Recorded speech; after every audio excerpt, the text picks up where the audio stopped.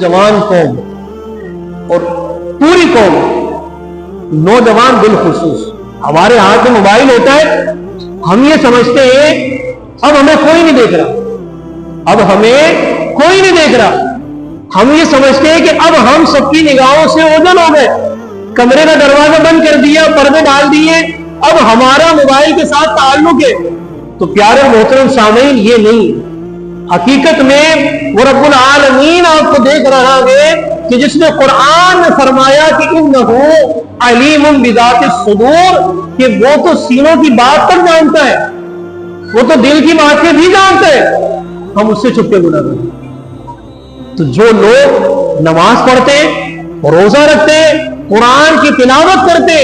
لیکن اس کے باوجود گناہ کرتے ہیں، ان کی سزا کتنی سخت ہے۔ حضرت ابراہیم تمیمی رحمۃ اللہ تعالی نے فرماتے ہیں کہ وہ موت اور مرنے کے بعد ہڈیوں کے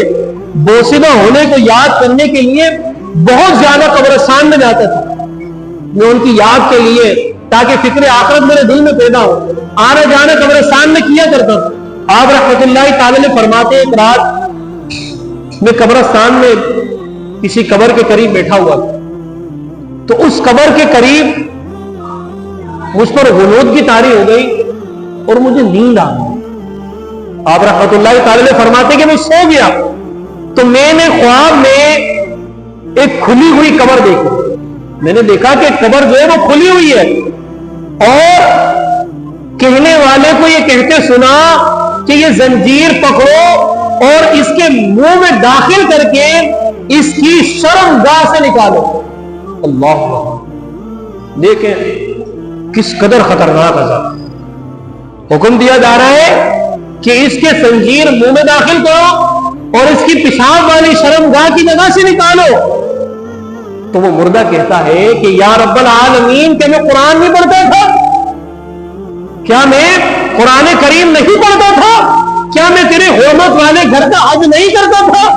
پھر وہ اسی طرح ایک کے بعد ایک کے بعد ایک کے بعد نیکیاں گنوانا شروع کر دیتا ہے۔ تو کہنے والے نے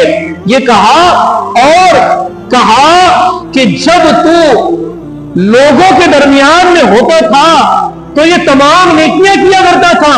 لوگوں میں ہوتا تھا تو نماز بھی پڑھتا تھا، لوگوں میں ہوتا تھا تو ذکر و اذکار بھی کرتا تھا، لوگوں میں ہوتا تھا تو اپنے آپ کو پاک دامن تصور کرتا تھا، لیکن اس کے برعکس جس وقت تنہائی میں جاتا تھا تو تیری ساری عبادتیں پشے پشت ہوتی تھی اور اپنی تنہائی کو تو گناہوں کی گندگی سے آلودہ کر لیتا تھا۔ حقیقت میں اگر ہم دیکھیں نا، فی زمانہ تنہائی میں گناہ سے بچنا بہت مشکل ہے، تنہائی میں گناہ سے بچنا بہت مشکل ہے، ہمیں کوئی بھی نہیں دیکھ رہا۔ الم یعلم بان اللہ یرا، اللہ نے فرمایا کہ اور نہ جانا کہ اللہ دیکھ رہا ہے، نہ جانا کہ اللہ دیکھ رہا ہے۔ تو ہمارے ذہن میں کیا بات آئی کہ ہم یہ سمجھ رہے ہیں کہ ہم تنہائی میں آ گئے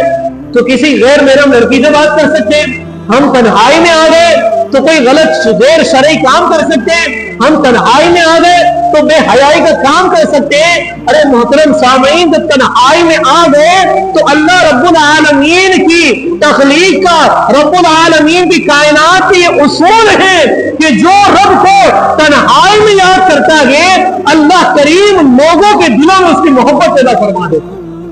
جو تنہائی میں اللہ کو یاد کرے